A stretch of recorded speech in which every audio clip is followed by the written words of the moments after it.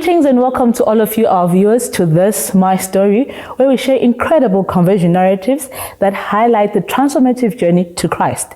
In each episode, we delve deep into the different personal experiences, the spiritual insights, and the profound moments that led our guests to choose Christ. I am your host, Uma Bango, and today our guest is here with us to share his remarkable and beautiful story with us. Let us welcome Mr. Blessing Maphosa. Hello, sir. Hello, how are you? Good, thanks. And how are you? I'm very good. Thank you for joining us, and we welcome you on That's My Story. Oh, thank you so much. It's a delight for me to be part of the show. Great. Thank you. Let's start from the very beginning. Yes. Can you tell us more about your background, where you come from, and your life before you met Christ? I come from a family of 6. Okay. Yes, a family of 6, 1 girl and 5 boys. Mm-hmm. And also it was a compact family, or it is a compact family. There is a father, there is a mother, and my father was the one who was working. He was a policeman. Mm-hmm.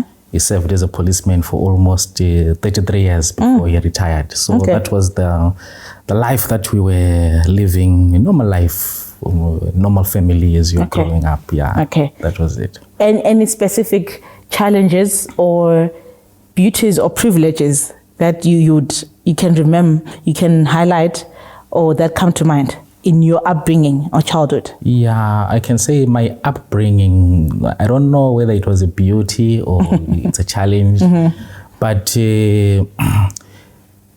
since I said my father was a policeman, we did not stay at one particular place. Mm-hmm. So he was getting transferred almost maybe after 3-4 years. He's transferred this place, that other place, that other place. So we moved in a couple of places up until his retirement. So there was no one place of abode where we resided as a family. Mm-hmm. So probably that transfer, you have friends, you are transferred to another place, you have a new set of friends. So that was one thing that challenged, but also the beauty of getting to know more places and also getting to meet some new friends. That was the beauty of it. Yeah. So now that you're moving about and you have to move places, yes, was there any point in between there that made you realize that you need a more spiritual connection with God,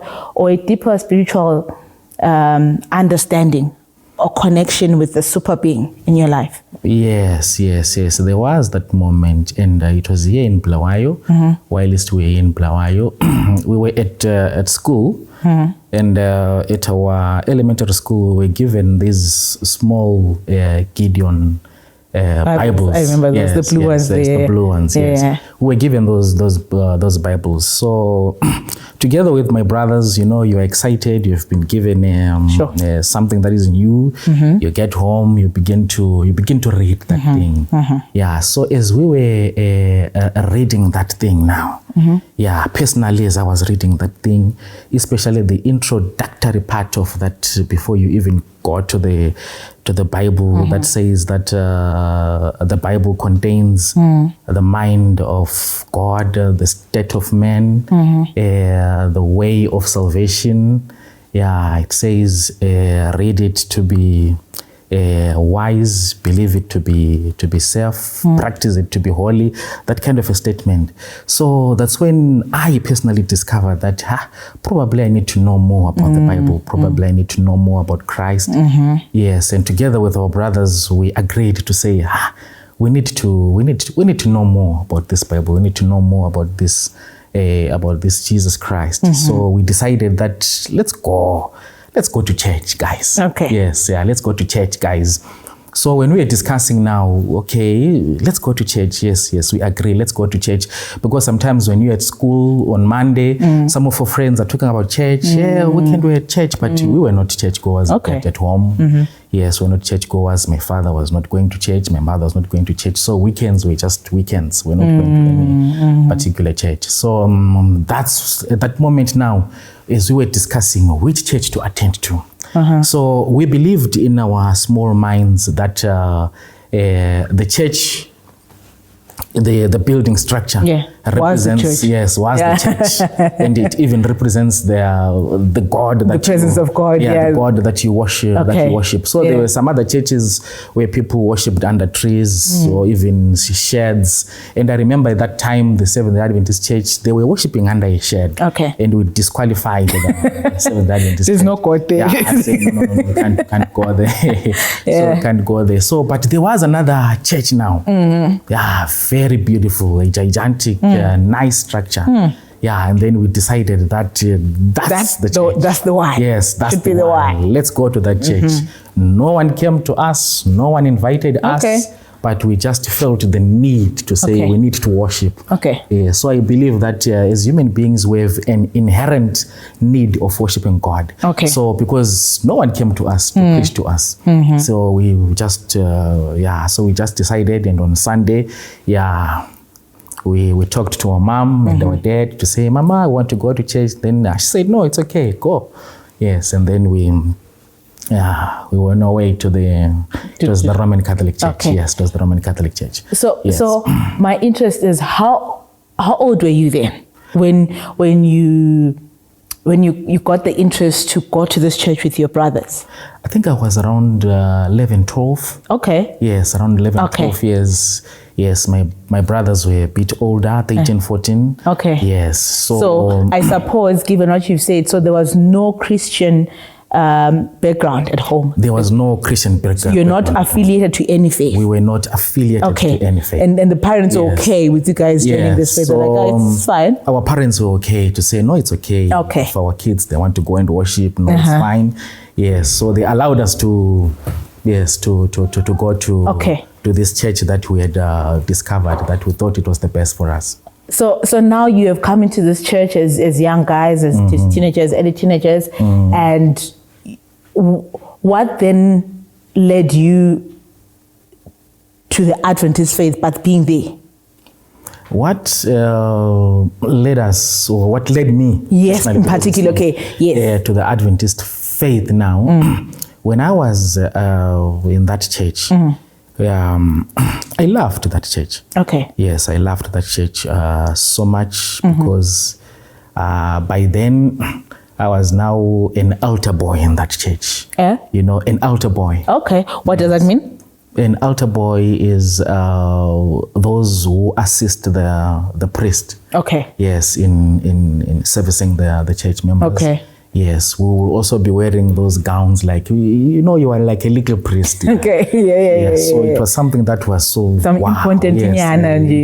So we were servers in the church, and so it was at a time when I was doing my ordinary levels. So I felt that probably I need to do some extra lessons. So that's when I moved from. During the holidays, I went to Ntumbane, yes, so to do some extra lessons in Popoma High, because in Popoma High was the A school that we knew that you do some extra lessons there. Top notch. It was top notch, So the family that I was staying with at Ntumbane, they were Adventist. Yes, they were Adventist. So on one particular Saturday, the first Saturday when I was there, they invited me to go to church. But I said, no, I am a Catholic. You can go to your Adventist church. I'm comfortable here. Yes, so I didn't go. And then the second week, my cousin brother invited me again to say, let's go to church. Yes, let's go to church. If I'm not doing anything, let's go to church. Let's just go to church. That's when I said, no, let me just go. And where are your brothers here? No, my brothers, they were elsewhere. They were elsewhere. At home, I was just alone. Yes, it was just me. So then I decided, let me give it a try. Let me just go and see what's happening there in that church. So I went to the church. It was totally different to how we do things. Yes, it was my first time to go to another church. That is not the church that I was used to. So it was totally different. One particular thing that was a shock for you? The music. Yes, the music. It was not like the way that we do it here. Okay. Yes, but it was beautiful. Okay. Yes, the melodies were blending together. It was nice. It was beautiful. But it was a bit different. Yeah. Okay. And also, going for lessons, this and that. Okay. Yes, it was not something that I was used to. All right. So then came the sermon time now. All right. Yes, that's where my transformation began. That very day, when you went with yes, that very day when I went with my cousin, the sermon time, that's when the transformation began. What was the sermon about, or the message about? The sermon was like it was directed straight to you, straight to me. The guy who was preaching, he was explaining his sermon so clear and so very explicit. He was preaching about, I remember he was preaching about 777. Okay. Yes, it was about 777, and also narrating 7 as the complete number of God. From the beginning in Genesis, when God created on the 7th day, he rested. Yeah, and he also gave some other examples. Naaman was told to dip on the Jordan River, for 7 times, and on the 7th time, that's when he was made whole.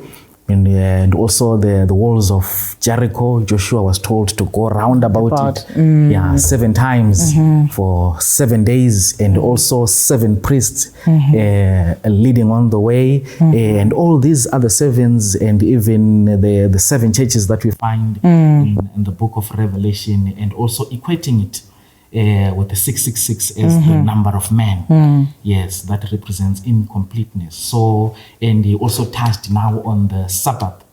The 7th day Sabbath is the day of the Lord. Of the Lord. Of the rest. Yes.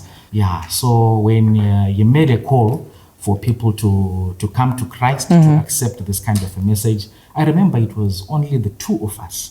Yes, I as a young man and another elderly person, yes, who stood up. So now, just the 2 of us. So now that this message comes, and it's 777, it's 666, and you've never had this message. I've never had. I understand it interested you, but was it not confusing that there's this new thing and you've not had it in your congregation? Was it not confusing? It was very confusing. To me, it was very confusing. But the way that he explained it, it was very clear. Okay. But it was now confusing to say, but why in my church are we worshiping on Sunday when the Bible is very clear that we should worship on the 7th day? So to me, that was the confusing part now. Yes, that was the confusing part now. So I accepted the message, yes, to say, but now I was a bit very much confused. Great. So after the break, Mr. Maphosa will tell us more about his experiences of this message that he had learned. Thank you.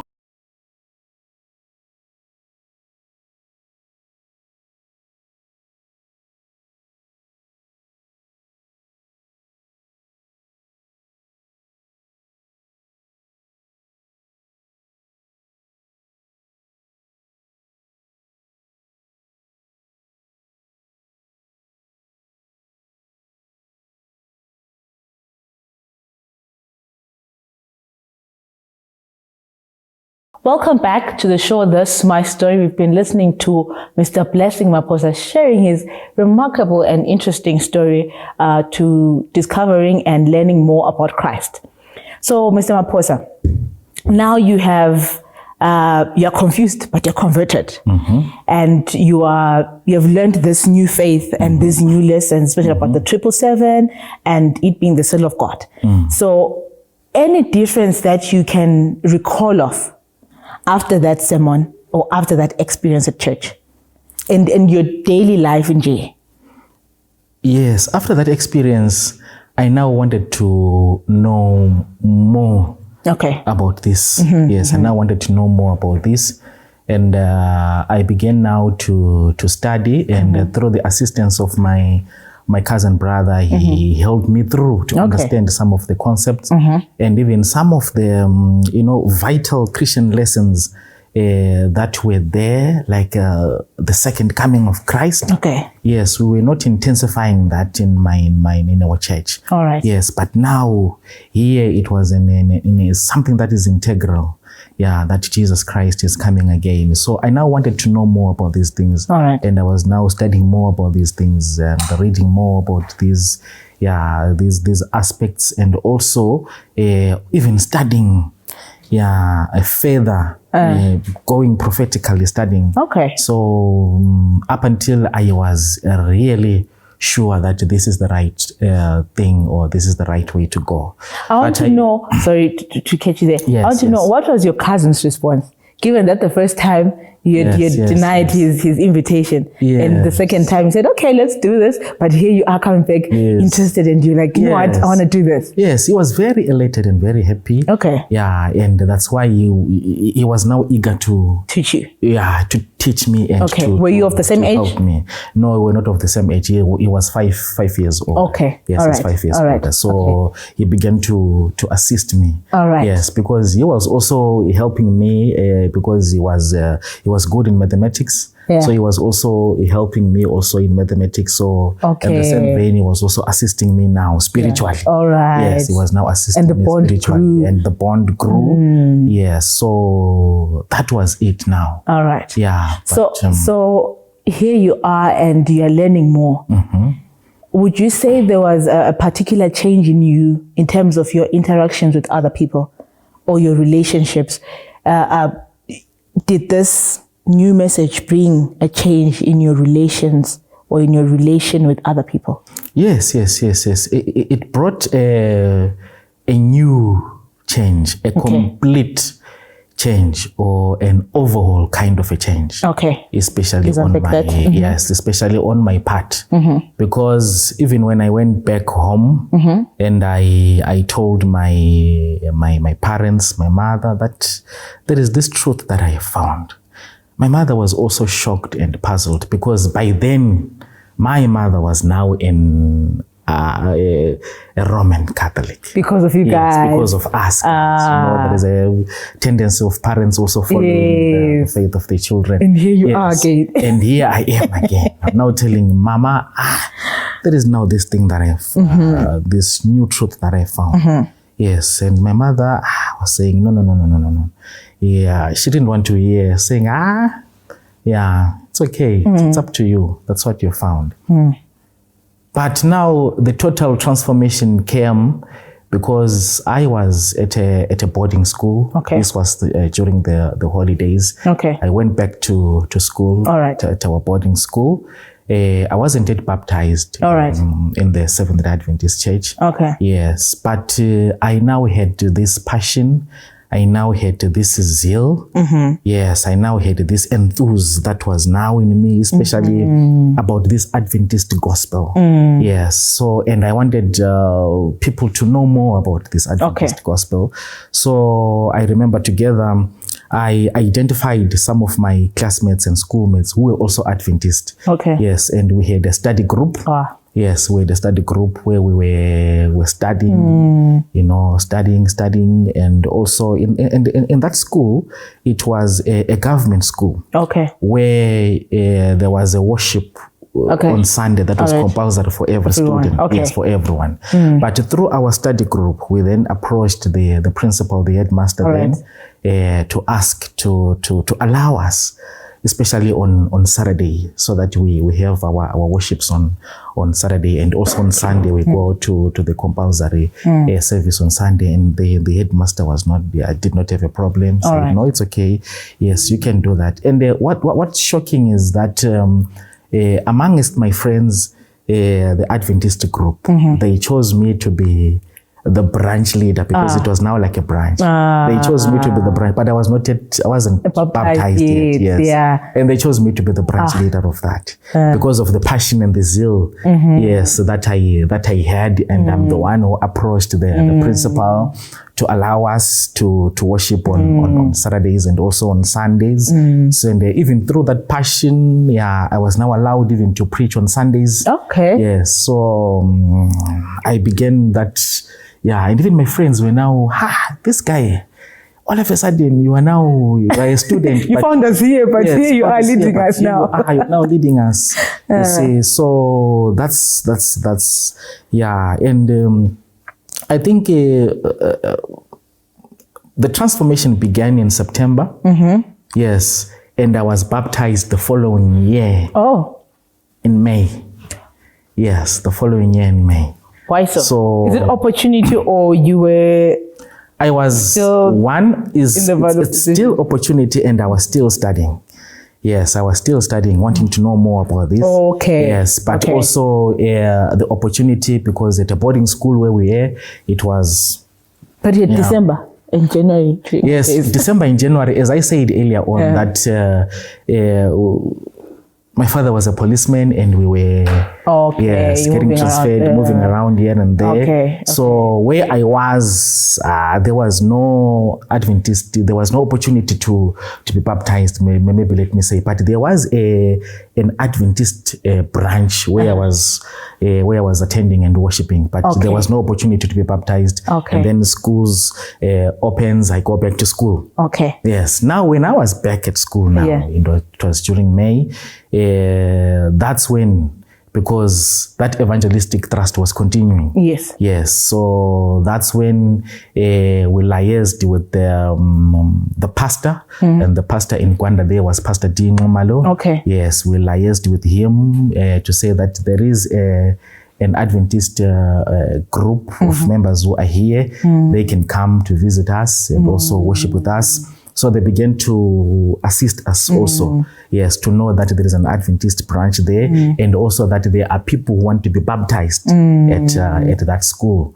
And I remember I even approached the principal once again when we were requesting for baptism. Yes, to say that we are requesting to have a baptism. Here at school, and the principal was a bit shocked to say baptism. Yes. We want to have a baptismal service here at school. But he allowed us to say, okay, no, it's okay, you can go ahead. So that principal, he also played a very big role, yes, in assisting us to have that worship center, and even supporting that worship center. And I can tell you something that is very shocking. To say, the day I was baptized, I was already a leader in leading that very church.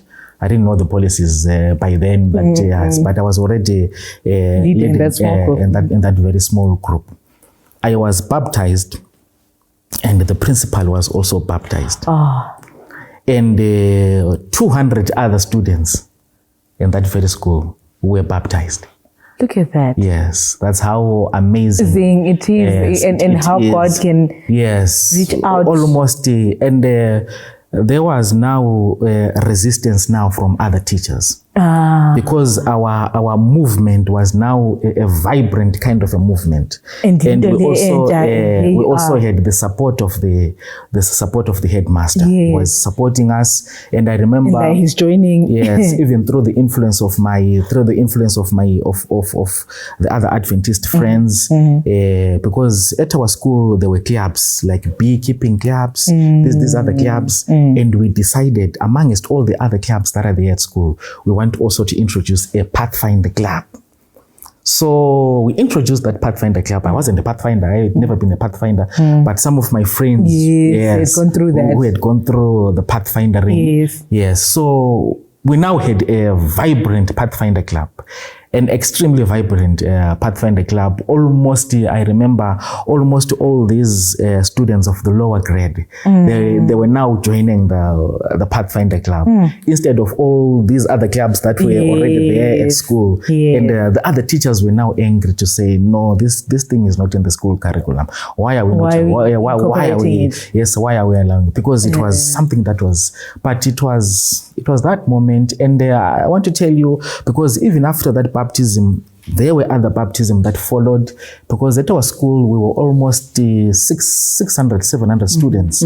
Yes, and almost in that year, almost 300 students were baptized in the Seventh-day Adventist Church. Okay. Yes, in the Seventh-day Adventist Church. And so just for interest's sake, let's give maybe our viewer is watching from that area. From that area, which area is this, and which school was this? The school was JZ Moyo High School. Okay. Yes, in West Nicholson. Yes. That's where the school was. Now you have chosen this faith, and you're a leader. My point of interest is, now you're being baptized. Aren't they shocked? There is this leader that has been leading us, but he's only being baptized now with us. That's what brought so many also to be baptized. Okay. Yes, because I remember it was on a Sunday when I was preaching, the compulsory service. I was the one who was preaching on that service, and I even encouraged the members to say, this coming Saturday there will be a baptism, and I am the first one to be baptized. Yes. Beautiful. Yes. Beautiful. So when I made an altar call for people to come who wanted to be baptized, so many students, they came. Okay. Yes, wanting also to be baptized. So our time is running out. I just want to know any scripture or passage that has carried you through your journey of faith, or that carried you then in your journey of faith, that is very special to you. Yeah. You read Proverbs chapter 3, verse number 5. Which says, trust in the Lord with all your heart. Lean not on your own understanding. In all thy ways. Yes. In all your ways, acknowledge him, and he will direct your paths. So I learned to trust in the Lord.